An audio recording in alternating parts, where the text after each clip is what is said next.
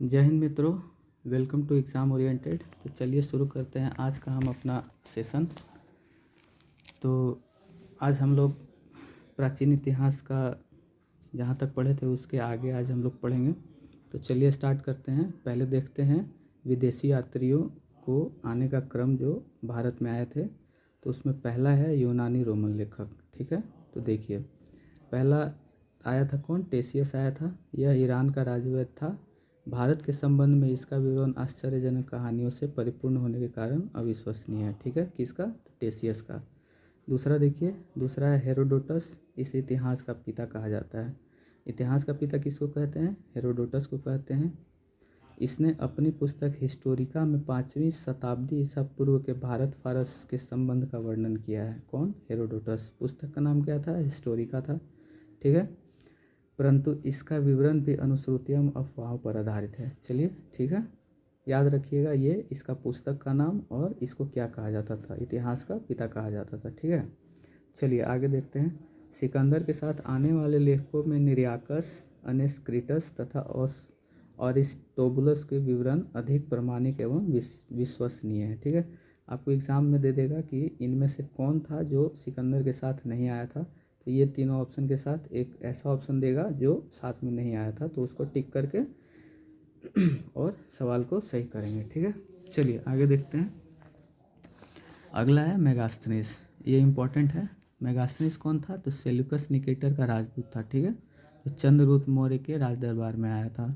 इसने अपनी पुस्तक इंडिका में मौर्य युगीन समाज एवं संस्कृति के विषय में लिखा था। तो मेगास्थनीस का पुस्तक का नाम पूछेगा, क्या था? तो इंडिका था। ठीक है, किसके दरबार में आया था? तो चंद्रगुप्त मौर्य के दरबार में आया था। और किसका राजदूत था? तो सेल्यूकस निकेटर का। बस ये 3 पॉइंट को याद रखेंगे। ठीक है, चलिए आगे देखते हैं। डायमेकस, यह सीरियन नरेश अंतियोकस का राजदूत था। कौन? डायमेकस। ठीक है, जो बिंदुसार के राज दरबार में आया था। बिंदुसार के राज दरबार में कौन आया था? डायमेकस आया था। ठीक है, इसका विवरण भी मौर्य युग से संबंधित है। ये भी मौर्य युग से संबंधित विवरण दिया था। आगे देखते हैं डायनोसियस के बारे में। यह मिस्र नरेश टॉलमी फिलाडेल्फस का राजदूत था जो अशोक के राज दरबार में आया था। ठीक है, डायमेकस सीरियन नरेश अंतियोकस का राजदूत बिंदुसार के राज दरबार में। डायनोसियस मिस्र नरेश टॉलमी फिलाडेल्फस का राजदूत अशोक के राज दरबार में। ठीक है, चलिए आगे देखते हैं। टॉलमी दूसरी शताब्दी में भारत का भूगोल नामक पुस्तक लिखा था। भारत का भूगोल का पुस्तक कौन लिखा था? टॉलमी लिखा था। ठीक है, प्लिनी के बारे में देखिए, इसने प्रथम शताब्दी में नेचुरल हिस्ट्री नामक पुस्तक लिखी थी। एग्जाम में पूछेगा नेचुरल हिस्ट्री नामक पुस्तक किसने लिखा था? तो प्लिनी ने लिखा था। ठीक है, चलिए, और इसमें क्या वर्णन किया था? भारतीय पशु, पेड़ पौधों, खनिज पदार्थों आदि के बारे में इसने वर्णन किया था। किसने? प्लिनी ने। चलिए पेरिपल्स ऑफ द इरिथ्रियन सी, इस पुस्तक के लेखक के बारे में जानकारी नहीं है। एक अननोन था, जो अननोन था मतलब पर्सन ही था जो लिखा था, लेकिन उसके बारे में कोई प्रमाणिक साक्ष्य नहीं है कि इस पुस्तक का लेखक कौन था। ठीक है, कब? यह लेखक करीब 80 ईस्वी में हिंद महासागर की यात्रा पर आया था। ठीक है, इसने उस समय के भारत के बंदरगाहों तथा व्यापारिक वस्तुओं के बारे में जानकारी दी थी। ठीक है, चलिए आगे देखते हैं। आगे चीनी लेखक के बारे में देखते हैं। ठीक है, तो चीनी लेखक के लिए पहले आपको ट्रिक बता दूं कि ट्रिक देखिए हमारा क्या है। तो ट्रिक है फंसी हुई। ठीक है, फ से फहियान, सी से संयुगन, ह से हु से याद रखेंगे वेंसान, ई से इत्सिंग। ठीक है, इत्सिंग जो है 7वीं शताब्दी में आया था।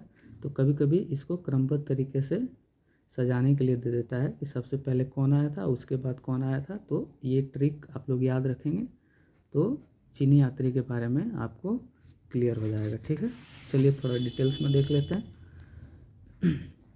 पहला देखिए फाहियान।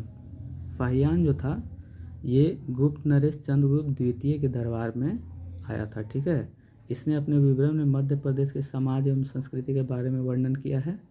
ठीक है, इसने बताया है कि मध्य प्रदेश की जनता सुखी एवं समृद्ध थी उस समय, और 14 वर्षों तक भारत में रहा था। कौन? फाहियान। ठीक है, दूसरा था संयुगन। यह 518 ईस्वी में भारत आया। इसने अपने 3 वर्षों की यात्रा में बौद्ध धर्म की प्राप्तियां एकत्रित की थी। ठीक है, तीसरा देखिए वेंसान। हर्षवर्धन के शासनकाल में भारत आया था 629 ईस्वी में चीन से भारत वर्ष के लिए प्रस्थान किया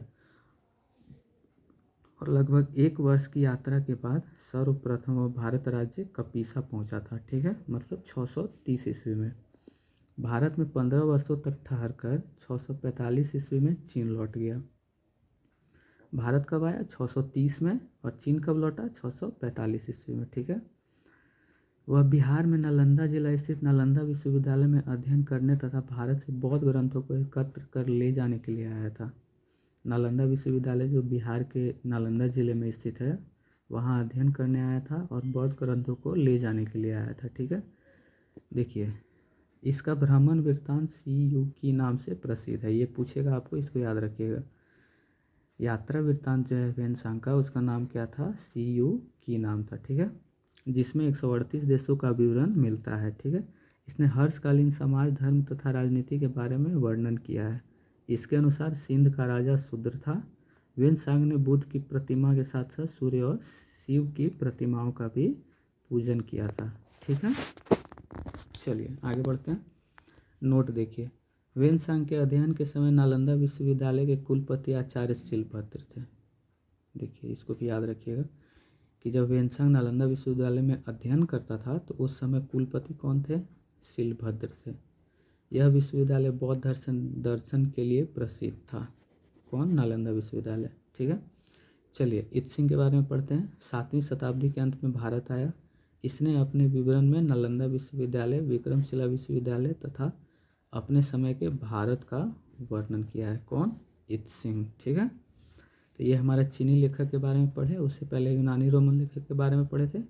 अब देखते हैं अरबी लेखक के बारे में। तो आइए इसका थोड़ा सा छोटा सा ट्रिक देख लीजिए। अरबी लेखक को हम याद रखेंगे आई से। क्या से याद रखेंगे? आई। अ से हो गया अलबरूनी और ई से इब्न बतूता। देखिए ये दोनों बहुत इंपॉर्टेंट है। इब्न बतूता के पुस्तक का नाम रहला था। चलिए हम उसको देखेंगे अभी, तो इसको याद रखिएगा। ठीक है, चलिए देखिए अलबरूनी के बारे में देखते हैं। अलबरूनी जो था मोहम्मद गजनवी के साथ भारत आया था। किसके साथ भारत आया था? मोहम्मद गजनवी के साथ भारत में आया था। अरबी में लिखी गई इसकी कृति किताबुल हिंद, याद रखिएगा दोस्तों, या तहकीके हिंद, भारत की खोज जिसको भी कहते हैं। ये बहुत इंपॉर्टेंट है, यहाँ से बहुत सारा सवाल एग्जाम में पूछे गए हैं और आगे भी पूछे जाने की संभावना है। ठीक है, तो इसके एक पुस्तक थे जिसको किताबुल हिंद बोला जाता था या तहकीके हिंद भी कहा जाता था। आज भी इतिहासकारों के लिए एक महत्वपूर्ण स्रोत है। देखिए बहुत इंपॉर्टेंट है, जो भी हिस्टोरियन हैं, इतिहासकार हैं, उनके लिए ये बुक बहुत इंपॉर्टेंट है। ठीक है, यह एक विस्तृत ग्रंथ है जो धर्म और दर्शन, त्योहारों, खगोल विज्ञान, कीमिया, रीति रिवाजों तथा प्रथाओं, सामाजिक जीवन, भारतोल तथा मापन विधियों, मूर्तिकला, कानून, मापतंत्र, विज्ञान आदि विषयों के आधार पर 80 अध्यायों में विभाजित है। कितने अध्यायों में? 80 अध्यायों में। ठीक है, इसमें राजपूतकालीन समाज, धर्म, रीति रिवाज, राजनीतिक आदि पर सुंदर प्रकाश डाला गया है। ठीक है ना, तो इसमें याद रखिए कि मोहम्मद गजनवी किसके साथ भारत आया था? तो माफ़ कीजिए, अलबरूनी किसके साथ भारत आया था? तो मोहम्मद गजनवी के साथ आया था। और इसके पुस्तक का नाम क्या था? तो किताबुल हिंद था या तहकीके हिंद था। ठीक है, चलिए आगे देखते हैं इब्न बतूता। देखिए ये इसको भी याद रखना बहुत ज़रूरी है क्योंकि इससे भी सवाल बहुत बनते हैं। तो देखिए इसके द्वारा अरबी भाषा में लिखा गया उसका यात्रा वृत्तांत रेहला कहा जाता था। ठीक है, अलबरूनी का यात्रा वृत्तांत, अलबरूनी का बुक का नाम था किताबुल हिंद और इब्न बतूता के यात्रा वृत्तांत का नाम था रेहला। ठीक है, 14वीं शताब्दी में भारतीय उपमहाद्वीप के सामाजिक तथा सांस्कृतिक जीवन के विषय में बहुत ही प्रचुर तथा सबसे रोचक जानकारियाँ देता है। कौन? रेहला। लिखा कौन था? Ibn Battuta. ठीक है, देखिए 1333 ईस्वी में दिल्ली पहुंचने पर इसकी विद्वता से प्रभावित होकर सुल्तान महमूद बिन तुगलक ने उसे दिल्ली का काजी या न्यायाधीश नियुक्त किया था। इतना विद्वान था ये कि सुल्तान मोहम्मद बिन तुगलक दिल्ली का काजी बना दिया था उसको। ठीक है दोस्तों, चलिए आगे देखते हैं अन्य लेखक के बारे में थोड़ा पढ़ लेते हैं। तो इसमें है तारानाथ। तारानाथ क्या थे? एक तिब्बती लेखक थे। इसने कंगियूर तथा तंगियूर नामक ग्रंथ की रचना की थी। पूछेगा आपको कि कंगियूर तंगियूर नामक ग्रंथ की रचना किसने की थी, तो तारानाथ ने की थी। इनसे भारतीय इतिहास के बारे में जानकारी मिलती है। ठीक है। दूसरा देखिए मार्को पोलो। यह 13वीं शताब्दी के अंत में पांड्य देश की यात्रा पर आया था। कौन? Marco Polo. इसका विवरण पांड्य इतिहास के अध्ययन के लिए उपयोगी है। ठीक है। तो ये हमने देखा विदेशी यात्रियों से मिलने वाली प्रमुख जानकारी के बारे में। चलिए अब हम देखते हैं पुरातत्व संबंधी साक्ष्य से मिलने वाली जानकारी। ठीक है। चलिए इसको भी ध्यान से देखिएगा। देखिए भारतीय पुरातत्व शास्त्र का पितामह, father of Indian archaeology, sir Alexander Cunningham को कहा जाता है। सवाल पूछेगा फादर ऑफ इंडियन आर्कोलॉजी किसको बोला जाता है? सर अलेक्जेंडर कनिंघम को बोला जाता है। ठीक है। 14वीं ईसा पूर्व के अभिलेख बोगास कोई, जिसको एशिया माइनर भी बोलते हैं, से वैदिक देवता मित्र, वरुण, इंद्र, नासत्य के नाम मिलते हैं। ठीक है। ध्यान रखिएगा जो रेड में वर्ड लिखा हुआ है उसको तो ज़्यादा ही फोकस करके याद रखना है, क्योंकि वह भी काफ़ी महत्वपूर्ण है। ठीक है। आगे देखिए मध्य भारत में भागवत धर्म विकसित होने का प्रमाण यवन राजदूत हेलियोडोरस के वेसर नगर विदिशा गरुड़ स्तंभ लेख से प्राप्त होता है। ठीक है। मध्य भारत में किससे प्राप्त होता है? हेलियोडोरस के वेस नगर गरुड़ स्तंभ से प्राप्त होता है। ठीक है। सर्वप्रथम भारतवर्ष का जिक्र हाथी गुफा अभिलेख में है। किस अभिलेख में है? हाथी गुफा अभिलेख में। ठीक है। आगे देखिए सर्वप्रथम दुर्भिक्ष का जानकारी देने वाला अभिलेख सोहगोरा अभिलेख है। देखिए सोहगोरा या शाहगौरा अभिलेख भी बोलते हैं इसको। ठीक है। दुर्भिक्ष का जानकारी देने वाला यह अभिलेख में संकट काल में उपयोग हेतु खाद्यान्न सुरक्षित रखने का उल्लेख है। ठीक है। सर्वप्रथम भारत पर होने वाले हुन आक्रमण की जानकारी भीतरी स्तंभ लेख से प्राप्त होती है। देखिए ये इंपॉर्टेंट है, इसको याद रखिएगा। पूछेगा सबसे पहले हुन आक्रमण की जानकारी कौन से अभिलेख से प्राप्त होता है, कौन से स्तंभ लेख से प्राप्त होता है, तो भीतरी स्तंभ लेख से प्राप्त होता है। ठीक। आगे देखिए सती प्रथा का पहला लिखित साक्ष्य एरन अभिलेख से प्राप्त होता है। ठीक है। एरन अभिलेख से किसका जानकारी प्राप्त होता है? सती प्रथा का। ठीक है। इसको भी याद रखिएगा, ये सारे पॉइंट बहुत इंपॉर्टेंट हैं। आगे देखिए सातवाहन राजाओं का पूरा इतिहास उनके अभिलेखों के आधार पर लिखा गया है। ठीक है। रेशम बुनकर की श्रेणियों की जानकारी मंदसौर अभिलेख से प्राप्त होता है। रेशम बुनकर का जानकारी मंदसौर अभिलेख से प्राप्त होता है। ठीक है। आगे देखिए कश्मीरी नौपाषाणी पुरा स्थल बुर्ज होम से गर्तावास का साक्ष्य मिला है। देखिए यहाँ से भी सवाल बहुत सारे पूछे गए हैं और आगे भी पूछे जा सकते हैं। ठीक है।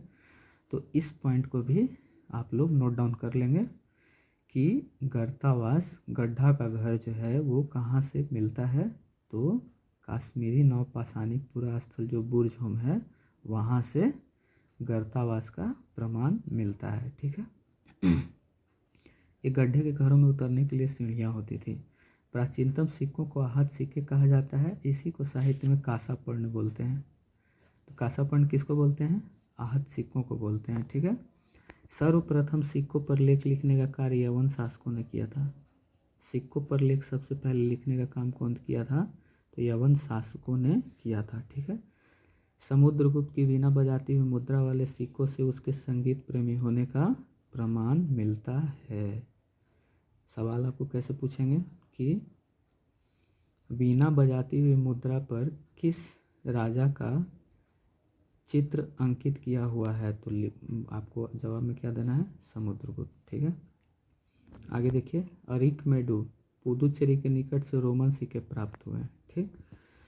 चलिए नोट देखिए सबसे पहले भारत के संबंध वर्मा स्वर्णभूमि वर्तमान में म्यांमार बोलते हैं। जैसे कि अभी हाल ही में आपको बिहार सीजीएल के एग्ज़ाम में सवाल ये पूछा था 24 तारीख के फर्स्ट शिफ्ट में कि म्यांमार का पुराना नाम क्या था, तो वर्मा नाम था।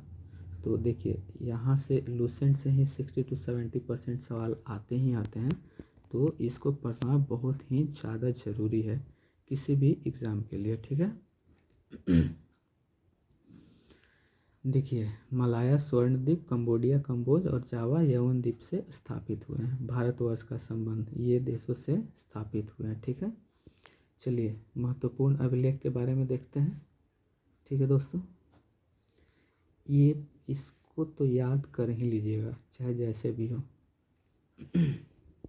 चलिए देखिए इसके बारे में, इसको चाहे आप जो भी ट्रिक बनाकर याद करें, लेकिन आपको याद करना ही करना है, क्योंकि यहाँ से 2 से 3 सवाल हमेशा पूछे जाते हैं और भविष्य में भी पूछे जाएंगे।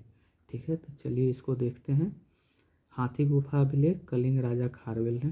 ठीक है, देखिए जैसे हम बताते हैं आपको, हाथी जो है वो खरपतवार खाता है और खार से यहाँ पे खारवेल हो जाएगा, तो ऐसे करके याद रखेंगे। जूनागढ़ अभिलेख रुद्रदामन के द्वारा लिखा गया था। ठीक है, देखिए जून के महीने में गर्मी बहुत पड़ती है और गर्मी पड़ती है तो रौद्र रूप धारण कर लेती है, तो रुद्र से रौद्र याद रखिएगा और जूनागढ़ से जून को याद रखिएगा, तो ये याद रहेगा। ठीक है, आगे देखिए नासिक अभिलेख गौतमी बलश्री। यहाँ देखिए इसको कैसे याद रखेंगे, नासिक मतलब नाक में सिक डाल रहे हैं, कैसे, तो बल से गौतम के नाक में सिक डाल रहे हैं, ऐसे करके इसको याद रखेंगे। ठीक है, चलिए आगे देखिए प्रयाग स्तंभ अभिलेख समुद्रगुप्त। ठीक है, एहोल अभिलेख पुलकेशिन द्वितीय। देखिए एहोल को कैसे याद रखेंगे, होल में मान लीजिए कि कुछ गिर गया है। ठीक है, अब उसको हम कैसे निकाल रहे हैं, तो पुल कर रहे हैं मतलब कि खींच रहे हैं, तो इसको ऐसे याद रखेंगे। ठीक है मित्रों, चलिए आगे देखते हैं। अगला है मंदसौर अभिलेख मालवा नरेश यशोवर्मन के द्वारा लिखा गया था। ठीक है, मंदसौर मालवा नरेश यशोवर्मन। तो देखिए म से स्टार्ट होता है ये अभिलेख, मंद करके, तो यहाँ से मालवा म से दोनों, तो ऐसे करके इसको याद रखिए, 2-3 बार ऐसे करेंगे तो याद हो जाएगा। ग्वालियर अभिलेख प्रतिहाज नरेश भोज, ग्वालियर। ठीक है, ग्वाला जो है वो अपने गाय को भोज करा रहा है, मतलब खाना दे रहा है, तो ग्वालियर अभिलेख प्रतिहार नरेश भोज, ऐसे याद रखिए। भीतरी एवं जूनागढ़ अभिलेख कौन लिखा था, स्कंदगुप्त के द्वारा लिखा गया था। यहाँ जूनागढ़ अभिलेख रुद्रदामन है, यहाँ भीतरी एवं जूनागढ़ को स्कंदगुप्त के द्वारा लिखा गया था। ठीक है, देवपाड़ा अभिलेख बंगाल शासक विजय सेन। ठीक है, तो हम लोग बोलते हैं गांव में, कभी कभी कोई बोलता है कि क्या एकदम पाड़ा ही हो, तो उस तरह से इसको याद रखेंगे। सॉरी, याद करने के लिए मैं आपको बोल रहा हूँ ऐसे। तो देखिएगा विजय जो है, ठीक है, विजय सेन जो है वो एकदम पाड़ा है। ठीक है, तो देवपाड़ा अभिलेख विजय सेन। ठीक है मित्रों, चलिए तो इस तरह से हम इसको याद रखेंगे।